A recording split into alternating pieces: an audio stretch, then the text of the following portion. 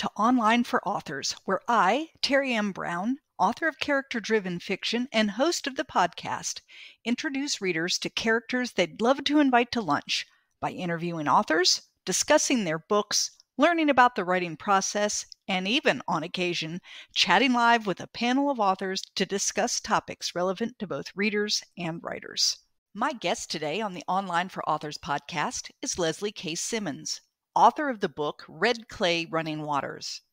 Leslie writes about extraordinary people at the center of crucial turning points in American history.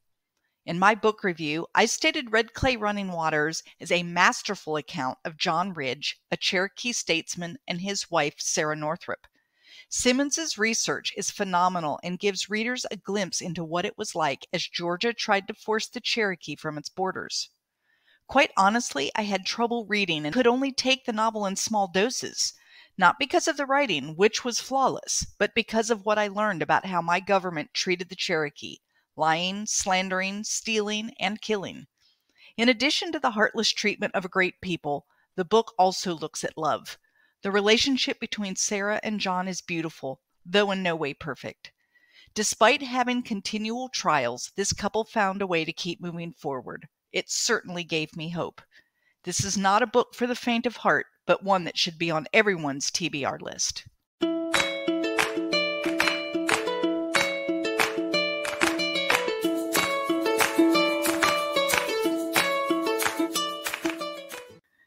Today on the Online for Authors podcast, I am chatting with Leslie K Simmons, author of Red Clay Running Waters. Welcome, Leslie. Hi, Terry. Thanks for inviting me to do this. I'm really looking forward to it. It's going to be a lot of fun. I, first of all, want to say I loved the book, but before we get into any of this, I want you to give the quick elevator speech. You know, what is Red Clay Running Waters about, if you had to just give us the little short synopsis? Well, Red Clay Running Waters is the little known story of John Ridge, a Cherokee man dedicated to his people, and his white wife, Sarah, who forfeits everything to join him in his quest for sovereignty for the Cherokee Nation. That's it in a nutshell. It is in a nutshell, but let me tell you, that is not a nutshell topic. No, it's not. It is not a nutshell topic. I love history. I knew some very basic understanding of what happened, sort of. But as I was reading your book, I had trouble. I'd have to put it down a lot. Not because the book itself was difficult to read. Your writing is beautiful. But that the topic was so difficult that I would put it down and I was so disappointed in my government and so disappointed in the people and so disappointed in the bigotry and so the disappointment had me set the book down a bazillion times, and it would be like, oh, I just can't. And then a little while later it'd be like, okay, I got to know what happens next. And then it'd be like, oh, not again. So there was a lot of history that I don't think the average person knows. Well, or if they do, they only know an edge of it. Right. And that was my situation when I first learned about the story.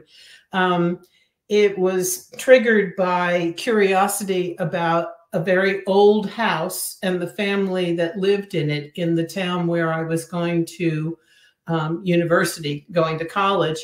The town is in Arkansas, which is right on the border with the Cherokee Nation. And I grew up in Philadelphia, so I didn't learn a whole lot about Native Americans growing up. And when I started to explore the story of the house and the woman who lived in it, who was Sarah Ridge, the white woman who was married to the Cherokee, I opened up a Pandora's box of history that I had no idea. And I had studied history, and anthropology was my major.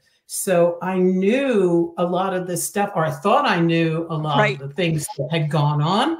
But the more I dug into it and the more I investigated and did reading, I realized that this was an incredibly influential era that really shaped the American social mindset going forward that I knew very little about. And I certainly didn't know about, I knew of the existence of the event of the Trail of Tears, but I had no idea what confluence gathered to create the situation where it happened. I think that's where I was. I knew of like the big major event. You know, they left. This is where they were sent. They were forced out. They were forced out. But I don't know that I had ever seen the play-by-play of what that forcing out looked like, and how many years it took to go from you're fine living where you are to we're kicking you out, and all that happened in between. And then to find out that this John Ridge was pretty much one of the most influential people during this period of time, and that he lived all of that. And who's ever heard of him? I had not. Hardly anybody, even people in Arkansas, or it had, you know, unless you're part of the Cherokee Nation, most people are not aware of him or his role or his family's role in history. And I was just gobsmacked. I just could not get my head around, how did this happen? How could the Trail of Tears have how could the U.S. government have physically allowed forced that? Allowed that to happen. Not even allowed it, but actually perpetuated it. Encouraged it strongly. And so I began to learn about the era, the times, because the story starts in 1818 when John is 16 years old, and it follows his life. It is biographical historical fiction. It follows his life from those early 1800s days through the Trail of Tears. And I discovered a universe of cultural influences, like the rise of the novel and the rise of Christian religion and the rise of education and the rise of the whole women having separate spheres from men. And it was just a cornucopia of things to dig into, you know? Right. So I know personally, I love to write historical fiction. I'm not writing one right now. I've done something different because an idea came to me, but I will go back to it because I love I love history. I love the research, but this research must have been a bear. Oh, honey. And no pun intended there. It was a bear because I didn't work on the book. I started work on the book 7 years ago, physically writing the book, but the research went on a long time before that. And I started this project way back in the dark ages when you had to go to the physical location where the materials were held and look at them. So at the time the story came to me, I happened to be in the right place at the right time. And I was able to access information from a local historical society and in the public libraries in Fayetteville, Arkansas, which is where the story opens and closes. And that just whet my appetite even more. So then I started reading the major nonfiction books about it. But this whole process of doing the research took me really decades because it was I wasn't intent on writing the book. I was intent on solving the mystery of how this all went down and how these people played a role in it. And wow, how come I hadn't heard about this? So it was a very long process.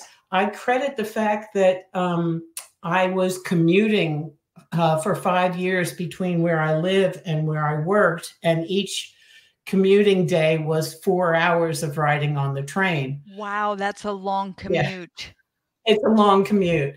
But if I hadn't had that train ride, there was a lot of books I read on that train ride and a lot of research work I did while I was on the train. And so that just fueled the fire even more. So yes, it was a bear. At what point did you go from I'm solving a mystery, I'm curious, I just have to know, to I'm writing this book? Honestly, it was from the time I found out about the story. And that was, I hate to say it, 1982. Okay. So it has been a long time coming that you knew you were going to write the story, but you weren't in a hurry. You didn't feel like you needed to get it out right away. I knew I was going to write the story, but I knew I was also not a writer per se. I had never really attempted to write a novel or really thought I would be a novelist. But the more I learned about the story, the more the flame just was kindled. But I also knew that it was the kind of story, because it was so complex and because there was so much research information that had to be integrated into the story, I knew that this was not something I could, and I had to teach myself how to write a novel. I knew this was not something that I was going to be able to do while I was juggling normal life stuff. Right. You know, so I really always had in mind, I know it took me a long time, but I always had in mind that when I retired, I would get serious about writing the book. That was more decades than I care to mention, but nevertheless, just before I retired, I really started getting serious about putting it on paper. And so by the time I retired, the day after I retired, I was like on the computer, you know, I'm writing this thing now because this is what I've been waiting for. So in my writing process, I do a lot of research. Then I start writing. And while I'm writing, I end up having to do more research because I start writing something and then I need to know, could this have happened? What actually happened here? Did you have that same process, or did you have it so well researched that when you started writing, you weren't really delving into research anymore? I had it pretty much nailed down by the time I started writing it. I won't say that I didn't have to go and unfurl some mysteries that came up along the way. And there are certainly plenty of rabbit holes I went down, you know. Nothing like a good research rabbit hole, right? Yeah, you know, like what was the name of that place where he bought the watch in Philadelphia? Oh, I better look up what watch places were in Philadelphia. Yeah. But I had by the time I was actually writing the story, I had what I affectionately call my Post-it wall laid out, and I should send you a picture of that, mapping out all of the years, all of the people, all of the major historical events. So I guess you could seriously say I'm a big plotter / structure. Right. You're a plotter. I'm a pantser. And so when I see a work like what you did, you know, it was, I can't remember, 680 some pages, right? 686. Yeah. Okay. It was well written, very detailed facts. Like there was a story. It wasn't that there wasn't the story. The story was beautiful and well written, but it was so full of places and people. And it wasn't just one person or two people or just a family of people. It was a lot of people, both in the Cherokee Nation and within the government of the United States and other influential people who were taking up the cause of either the United States or the Cherokee Nation. You had all of the missionaries that were coming in, and that whole aspect of it. It was phenomenal. And I kept thinking, as a pantser, I would have been so lost in the mire. I would have never. That's the kind of book that takes a plotter. You know, Go ahead. You have to do that. Right. There were two burdens there also. I mean, it's obviously a very complicated, very deep story, but my objective, because John Ridge and the Ridge family have, I'll say, been on the wrong side of history. Right. I knew that if I was going to take the opposite point of view, telling the story from their side rather than telling it from the other side, the side of the winner's people side. Yes. The winner's side. Right. I knew that I had to be incredibly thorough and accurate with the details that I was presenting so that anybody who knew the story couldn't poke holes in my approach, because it is a very contrary point of view telling the story from John's side, because John, what by all historical records is considered to be a traitor. Right. And except that when you read his story, you realize he was not. Right. Right. Exactly. And that's something that I think is really valuable for us to understand, is history is always written by the winner. And the loser only gets the story that's told that the winner wants to have told. Right. But there's usually another side to the story. Mm-hmm. And then, and you came and said, okay, yes, they were the losers. But then the question becomes, should they have been? Here's their story. You decide. And exactly. Yeah. And like I said, I walked away from it very, very, very disappointed.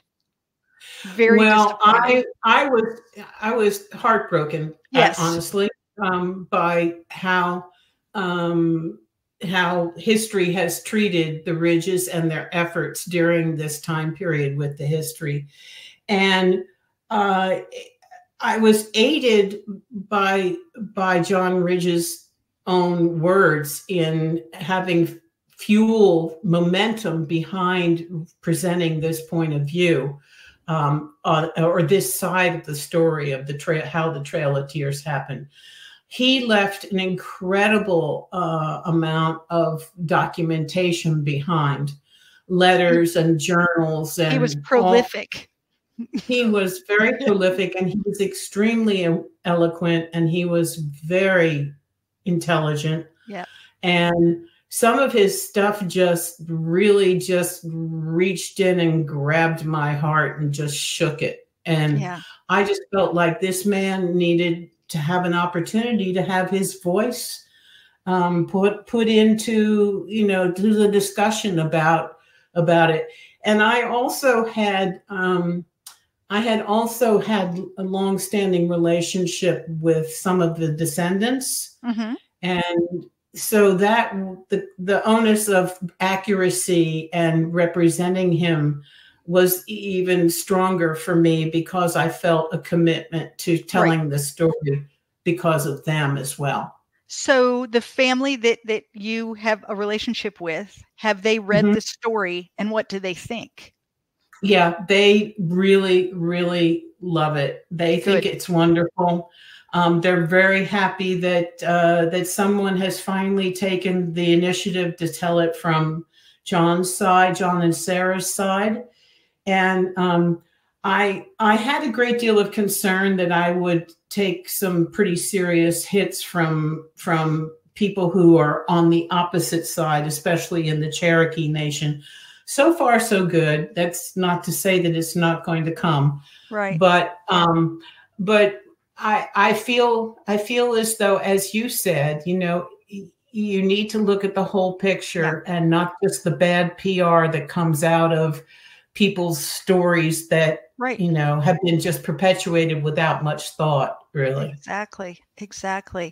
Why do you think it's important for the world to know John's story? Why isn't it okay just to have the one story that we all know and move on? Well, because he was such a champion of his people and of humanity, and the recognition of our common humanity. And he was so ethical without being not open and compromising at the same time. Right. And I think that there's a lot of ways that he took on the challenge that are very, very admirable and are lessons for us. And also because I think the story is extremely relevant to our current political environment in the United States. I saw a huge number of parallels between what he lived through and what was going on politically at the time that the Cherokees were being pressed, and all the native tribes in the Southeast were being pressed out of their homelands. The personalities and what's happening in Congress and what's happening in the newspapers. And I mean, it was just like deja vu all over again. So I felt like perhaps if people read that story and understood more about that particular event and these particular people, they would be able to see their current situation a little bit more clearly. I have had people say about historical fiction that I've written, this story could be today. This story could be today. And it's like, it's the flavor has changed, maybe, but the story is the same, because human nature really doesn't change that much. Racism has existed since the beginning of time and will continue to exist. It might change. We might no longer hate one group, but there'll be another one to replace it. There's always the family contentions. There's always the power struggle, the fight against change, all of that. And it continues to happen. And like I said, the flavors change a little. So, it might be Cherokee today and Muslim nations tomorrow or something, but it's essentially the same struggle. Yeah, it's such a universal story. It is. And, I in writing it, I kept going, oh gosh, I hope that this what's happening now doesn't turn out like what's happened then. Right. It remains to be seen. Right. And the thing is that our stories will someday be told in a historical fiction aspect, and people will look at them and compare them to their current stories and say something very similar, which is, oh no, this is what's going on in our world today. Because I do believe that history tends to keep repeating itself until we've actually learned the lesson. And it was such a situation of the opportunity was there. There was a point in time when if a couple of different decisions had been made, things could have turned out completely differently. Yeah, and that inflection point really fascinated me. And I really wanted to know, how did this family go from being prominent and respected and looked up to and put in leadership positions? How did they go from that to being a pariah? Yeah. And what happened socially that would allow for that change? And, the Andrew Jackson presidency is an interesting presidency to be writing about. And the present circumstance. Yeah. So, yeah. Yeah, absolutely. I'm curious, you did an amazing amount of research. Was there anything in particular that you found like completely intriguing? Like the piece of information and you were like, oh my gosh, this is. Yeah. What is that? I did. Can you talk about it? What would that be? Yeah, I can tell you about that. It's an interesting little story. I did many drafts, as you can imagine. Officially 8, but we won't count the ones that were in between. Right. We won't count the 7, B, C, D, and E, right? No. So, So each time I wrote a draft, I would come closer and closer to writing the end. But by the time I got to about draft 4, I asked my husband to start reading the drafts. And with each successive draft, he kept saying to me, when are you going to write the end? When are you going to write the end? And I said, I'm not there yet. I don't have a clear vision for it yet. So it got to the point where I was on, I think, draft 7.9 or whatever. And I went, okay, well, I've got to start tackling this. I have a little bit more clarity around what I want to say, but I'm going to just go for it and give it a run. And somehow or another, this is one of the strangest things that ever happened to me. I was sitting thinking about it in the morning, and my phone rang, and it was one of the descendants on the other end of the phone. And I had always communicated with her via email. We'd never talked on the phone. And I went, oh, hi, how are you? And she said, well, I'm at work, so I can't talk now. And I thought, well, that's strange. Why did you call me? Said, well, you called me. And she said, no, I didn't call you. You called me. And I went, no, I didn't call you. So we, chit-chatted and laughed and talked about it for a minute. And all of a sudden at the end of the conversation, she said, oh, by the way, do you remember that journal that we've been looking for all these years together? She said, I've finally found it. Oh my gosh. It was the journal that covered his final trip to Washington to negotiate with. Oh my goodness. To resolve it. And it covered the exact time frame that from when he left Georgia, the whole time he was in Washington, and his thoughts through the whole process of getting things resolved. And there was some very personal things in there. And so after reading that was like the dam broke. And I just had so much in there that from his own words. And my biggest fear in reading it so late in the game was, oh my God, I'm going to find out that he wasn't really who I thought he was. Yeah. That this whole premise of this person, right, character. That you're going to find out that he wasn't who you thought he was. Right. Yeah. And then after I read it, I was like, oh my gosh, he was who I thought he was. This is confirmation of my interpretation of the situation and him. Right. So it was like, I saw an interview with Tommy Orange recently, and he's made some comment about it's almost like research is searching for you. And I really felt like the research had been searching for me, and unbelievably just landed in my lap right when I needed it. Isn't that crazy? So, I love when things like that happen.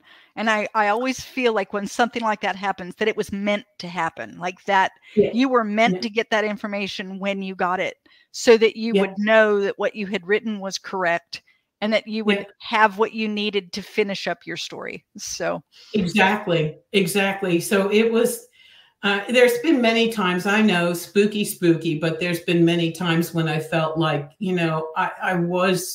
I was being spoken to from the past by them through their own words at the time.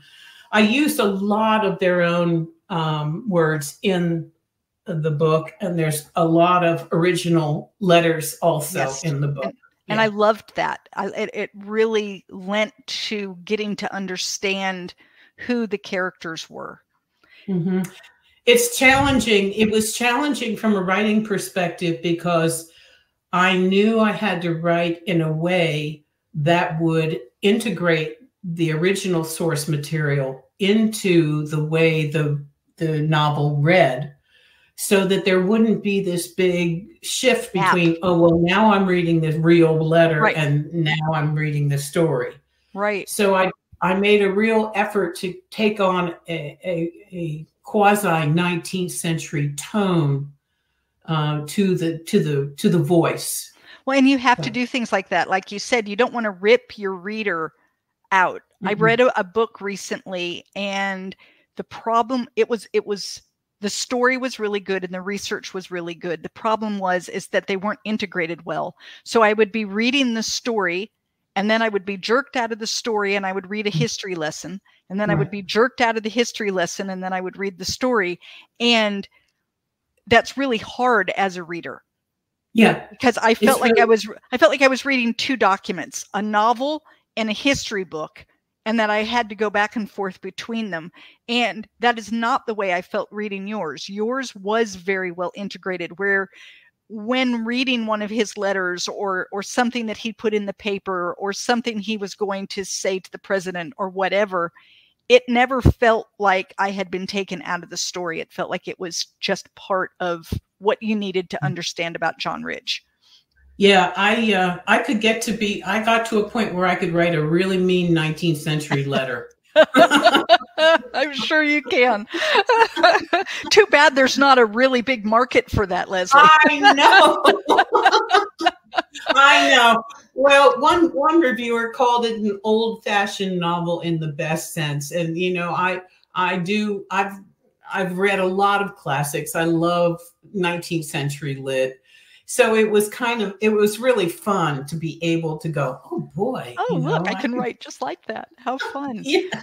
So one of the things that I loved about the story was the love between John and Sarah.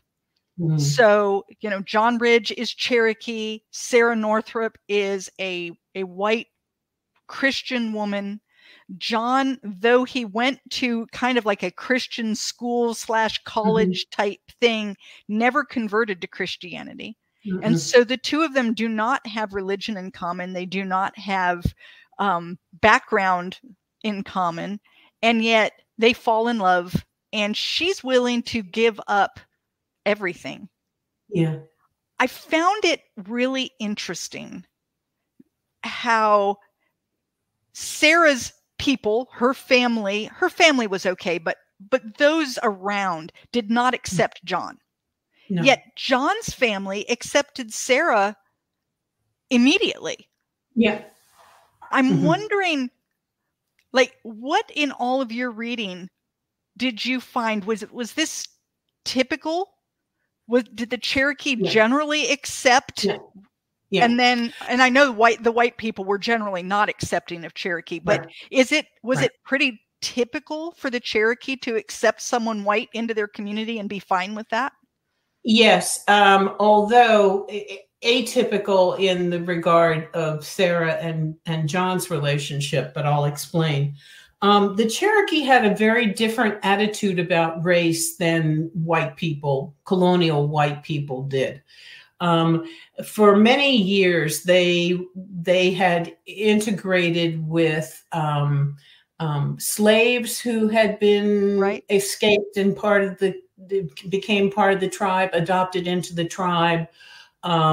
They had many white men coming into the tribe and marrying white women, but it was much more unusual, especially in 1824 when John and Sarah did get married, for a white woman to marry a Cherokee man.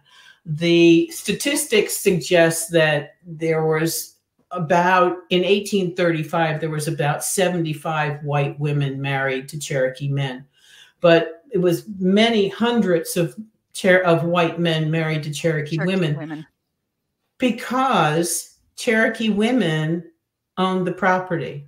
Right. Cherokee women had the rights to the house and oversaw all the children, and Cherokee women had a lot more flexibility in who they were married to and who they stayed married to than one who was a member of white society would be able to get their head around, really. Right. So there were a lot of Cherokees of mixed race. or what the white people called half-breeds. Right. But there were a lot of people that were of mixed race in the Cherokee Nation. And as long as their mothers were Cherokee, they were considered Cherokee, regardless of their skin color. So, for example, there was a subplot that unfortunately I had to take out because it was going to be War and Peace if I didn't. But there's a subplot, and you can read about the subplot in the book by Tia Miles called Ties That Bind, which is about a slave family that was owned by the Ridges. And the Ridges, Major Ridges' friend, Shoeboot, had a informal marriage with his black slave, and they had children. Well, there was a big contentious legal thing as to whether those children had any rights or not in the Cherokee world. So there was a lot more, a lot less bias and prejudice within the Cherokees themselves based on racial purity. Okay. Yeah. Because, John ended up north in a school situation, and at first, and for quite some time, there was no integration with those boys and the community at all. Period. No. They were not to speak to other people. They were not to. They had to sit at the back of the church. They were not considered part of that community. And if you saw how small that town was, I just went there for the first time past June. I had been to many of the other locations before writing the book, so I had those in my mind visually as well as just the experience. But we just went to Cornwall this summer, and it's tiny. And to think of them being so cut off from this very small, really, village. And, the village took great pride in the fact that this very first school of higher education for Aborigines is what they called them, or heathens, was part of their community. This was a source of huge pride for them because they'd been selected as the best environment to educate these students in. But they would only go so far. Right. And so they didn't, I think one of the reasons why the romance between Sarah and John happened is because he was taken out of that situation and put into the house because of his illness. Because of his illness. And therefore they saw him. I think that her family always saw the students as humans, as students, but having him there in their home, taking care of him, bringing him soup, helping him get strong, all of those things. As a person who currently is taking care of her husband, as you take care of someone, you can't help but grow even closer to them because I don't know, there's something about that caretaking. And so I think you're right. He was there in their home almost as an extended family member. Yeah, he was an extended family. He became an extended family member and put them in a very conflicted situation because their livelihood depended on their conformity and meeting the small town's expectations while they were experiencing this very strong emotional relationship with this person. And you have to think that it made them do a lot of questioning and made a lot of the other people, like Benjamin Gold, Harriet's father, made him question what he was doing and his values. The Golds are a really interesting family too.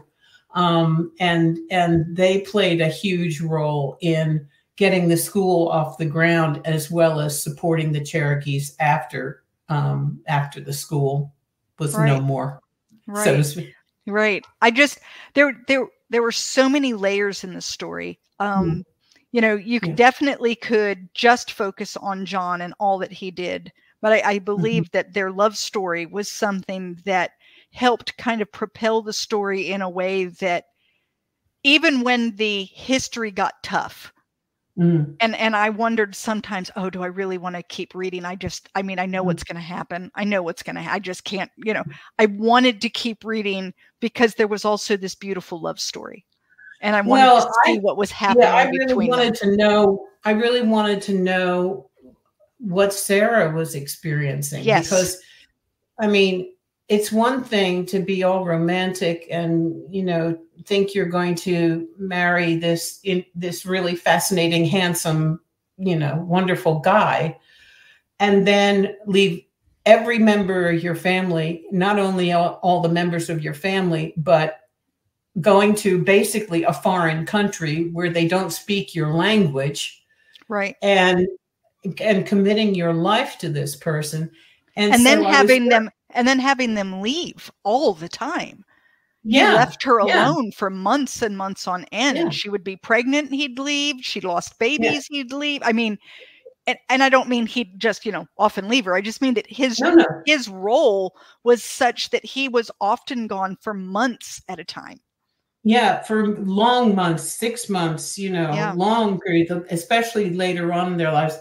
But she was always accepted as an equivalent member of the community, as were many of the missionaries. There were some missionaries that, had bad reputations, but really they were welcomed with open arms because they brought education. Right. And the Cherokees saw the education as being the key to their future and to their sovereignty and to being able to stay in their homeland. Right. So, well, education, and when the written language happened, that ability to write their language. I love that story as well. Because John felt very confident at that point that having the written Cherokee language and being able to preserve their history and their social everything through that written language was going to be one of the main keys to remaining sovereign. Right. That they would, the hope was that through education and through adapting lifestyles of the colonizers, that the Cherokee would be seen on a more equal footing and be recognized in their humanity as fellow human beings who are, interested in retaining their lifestyle, just like everybody else is interested in retaining their lifestyle. And it was really their biggest hope to leverage the small group of boys that went to the school in Cornwall, and what they came back with. The hope was that education would spread, and half of the people that were in the government at the time were living just as their southern white neighbors were living. They were living on plantations. They were slave owners, which also was a big surprise. Right. Not many people realized that the Cherokees at the time were just as much slaveholders as their southern neighbors were. But to them, this was not only a way of being equal, but it also, there's a long history of slavery per se in among the Cherokees, because they always had like war captives that they would have as slaves. So they didn't have the same kind of relationship with slavery that their white neighbors did. Right. It was a very interesting, like I said, very difficult in terms of what I learned. I tell people all the time, it was difficult U.S. history. That is some difficult to swallow U.S. history.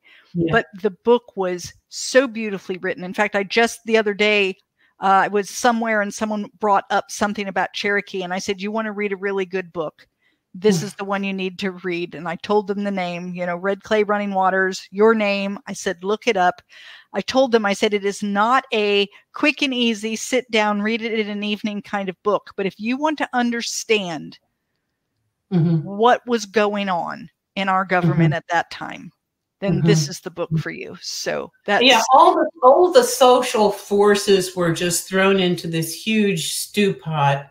And, you know, there was such a dichotomy of hopes and expectations.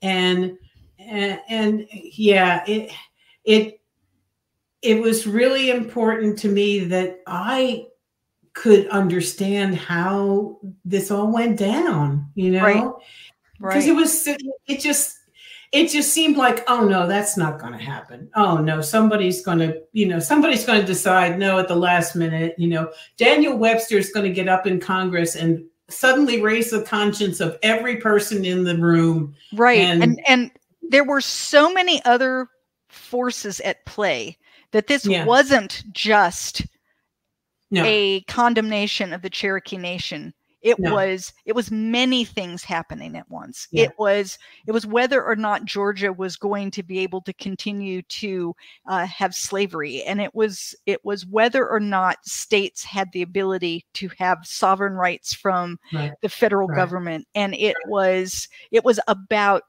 where are state lines and what represents a state line, and who can make a treaty, and can a federal treaty be made when it impacts a state, and all of those things all at one time. And it was right before the Civil War. It was during, if this had happened at some other point in history, there may have been a different outcome. But with all of the confluence at one time, it was almost impossible for it to be anything but the way it came out.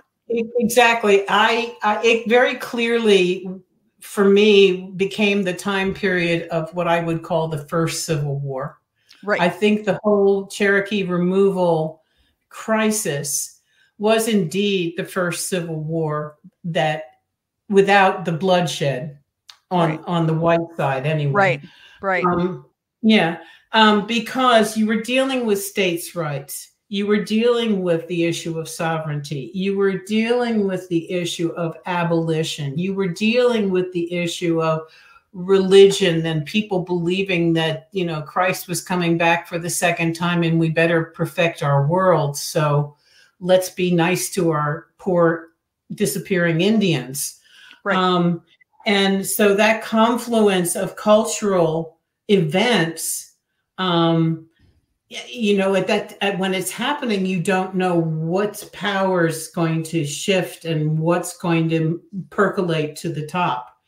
And so I just saw all the footmarks, all the footprints of Civil War on the horizon. Yeah, very much. It was easy to understand how it actually was almost difficult to understand how it took so long for the Civil War to happen. Seriously, it's like, I'm surprised it didn't happen so much faster, but I think people didn't really want it to happen. They wanted it just to go away. And so they kept making small concessions here and there, hoping to appease, until finally there wasn't anything left to appease. And so it, you know, it came down to, which is really what happened with the removal of the Cherokee. They tried so many different, well, what if we do this? And what if we draw the boundaries here? And what if we are willing to give up this? And what if we're willing to allow this? And what if we do this? And all of the things. And it's interesting, John was willing to try to make compromises in order to retain the sovereignty of his nation. And it was his willingness to do that eventually made people say he was a traitor. Exactly. When in actuality, if he had not done what he did, the Trail of Tears would have happened 2 decades anyway. It would have happened earlier anyway. Yeah. And the Cherokee would not have a Cherokee Nation in Oklahoma. Exactly. It would have been something very different than what it was. Yeah. And Sarah, excuse me, and Sarah, in the midst of all this, with all the things that were going on, had every opportunity to change her mind and say, you know, I'm out of here. Right. I'm not putting up with this anymore. I'm taking the kids and I'm going back to New England. But she never did. No. In fact, even at the very end, she stayed. Yeah. Even at the very end. Yeah. She so didn't there go must back have home. been, it must have been an incredible devotion to something larger than simply her relationship with John, which was intense enough. But I think that she saw his vision. Yeah, she did. I think that in that period of time of living with the Cherokee, she came to truly understand that the Cherokee were a people with a society, with a culture that did deserve to keep that culture. And I think that's what it was, is she recognized the truth behind everything her husband fought for. And to go back home would have meant that she was denying that truth. I don't think she could. You're right. And her relationship to fostering education, which of course the origins of, you know, with her and John coming together through education, she was so involved and an adamant supporter of that, and extended basically in the end, when everything was disappearing and the missionaries were abandoning them, you know, made a situation where education could continue in the Cherokee Nation. And through her relationship with Sophia Sawyer, the missionary teacher, held on to that as the saving grace and the hope for the nation. And, you know, and that tradition of education still continues today in the Cherokee Nation. They are very focused on preserving their language and their traditions and education in the community. Absolutely. So Leslie, you spent years on this book. Yeah. Years and years and years. What are you doing now? Recovering. Are you writing? Do you have another project in mind?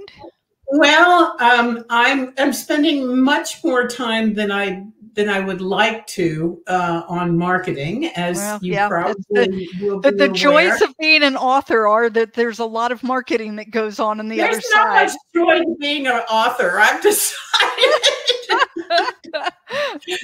There's a whole lot of joy in being the writer of the book. Then you come out the other end and you go, oh yeah. Oh no, okay, I have to go on Mary's podcast. Podcast. So the writing I'm doing are writing blogs and writing posts. Right. I have really, with such a long investment of time, I have really tried to allow myself some downtime to kind of get some perspective. Not that things aren't percolating in my brain, but what I'm finding now is that it's really difficult to make up my mind what I want to work on next, because there was such a strong emotional tie, and there was the expectations. There couldn't possibly be a second one of these in my life, really. But there are other stories that interest me. I'm trying to decide whether I jump out of the whole antebellum era that I know so well and branch into another era that intrigues me, or whether I stick with this. So I have 4 projects. What is this other area that intrigues you? I'm curious. Okay. There's 2 other areas that intrigue me. One is the Revolutionary War period. Okay. But that goes from the Revolutionary War through the Napoleonic Wars. Well, not through the Napoleonic Wars, but into the early 1800s. Okay. That would be a whole different category of research, but it would be fascinating, I'm sure. And then the other thing is that I have my daughter was born in Nantucket. And my ex-husband's family is from Nantucket. And it turns out that there's a connection between Nantucket and where I currently live, which is New Zealand. And there were a lot of Nantucket whalers that actually made it to New Zealand in their whaling ships. So I'm a little intrigued by that. That would be intriguing. Story. I kind of like that. That sounds good. Yeah. Yeah. The only trouble with that is that there's a lot of similar themes, and I wouldn't want to be accused of rehashing the same stories again. But there's the same themes in just about every era of history when you think about it, and it would be a completely different story. I mean, it would be a completely different story. Whalers from Nantucket that made it to New Zealand is not going to feel anything like John Ridge and all that he did in DC. So, you know. No. Well, the place in New Zealand was affectionately called the Hellhole of the Pacific by Herman Melville. Oh my. Oh my. Yeah. So those are the two outliers that that I have in mind. And then there's another story about a woman in the antebellum era, and then there's also some people who were involved in the transcendentalist movement who also intrigue me. So we don't stay tuned. Stay tuned. You might have 4 books. It sounds to me like you have 4 I don't think I'm going to live that long. Well, here's what I can tell you. You're not going to be able to do as much research on this next book. Because from 82 to present is 42 years. And so I know. Yeah, but that was like, you know, slow motion research. I understand. I'm just kind of explaining the theory here that you're probably going to have to pick up the pace just a tad. That's going to argue for me sticking with the same era then, because I already know most of that. So I would only have to do a little bit of research. All righty. I think I'll be faster this next time. I think so. On both the writing and the research. Well, not only that, you're not working full-time anymore. Now you're retired. And so you can before you were doing kind of writing research on the side when you weren't doing other things. And now you have, you know, so it's a different prospect altogether. I was mostly just teasing with you. I realize I can write a book. Oh, yeah. See, and once you've done it once, then it doesn't feel quite as daunting the next time because you at least have a understanding of your own personal process and what it's going to take, and you know you probably won't have 8 drafts. You'll probably have less. I probably won't. You will probably know what you will have figured things out. Yeah. You will have figured things out before you have to write that many drafts. Yeah. So, well, wonderful. Leslie, if someone wanted to get in contact with you and they said, I just have to know more about this book or more about Leslie, or I have an idea for her about this whaling story that she's going to write, how do they get up with you? Well, my website is probably the best place to reach me. It's leslieksimmons.com. All right. And I'm also available on Facebook at Leslie K Simmons -author. I'm on Instagram.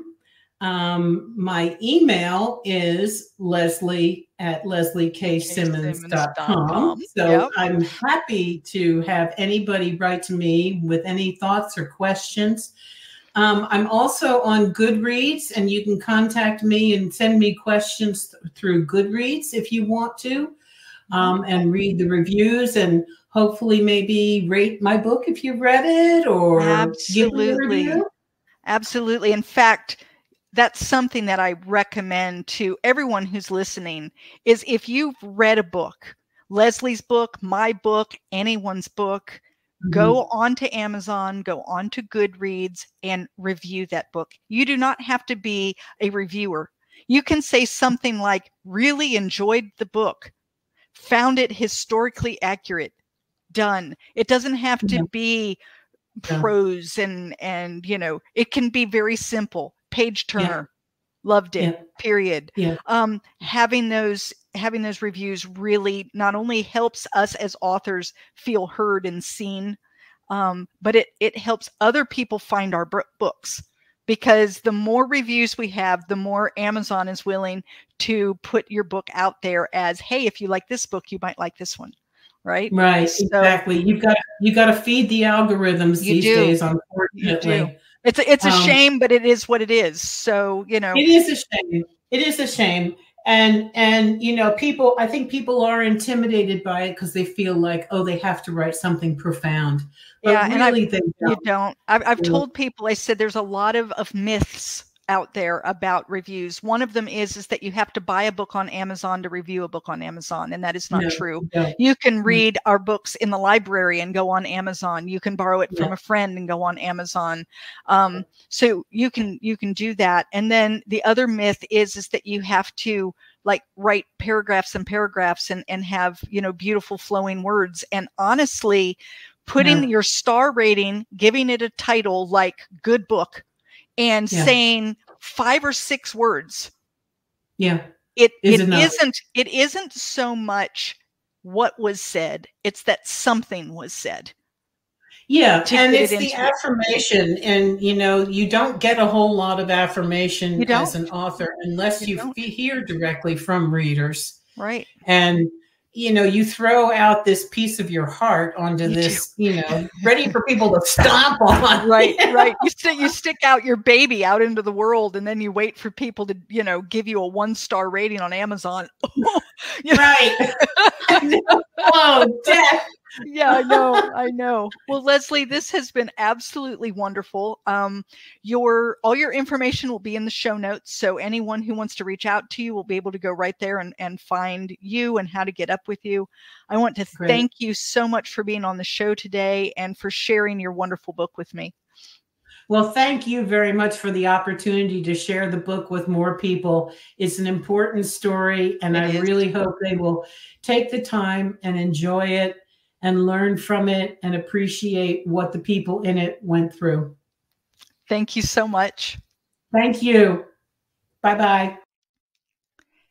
Thank you for listening to Online for Authors, where I, Terry M. Brown, author of character-driven fiction and host of the podcast, introduce readers to characters they'd love to invite to lunch.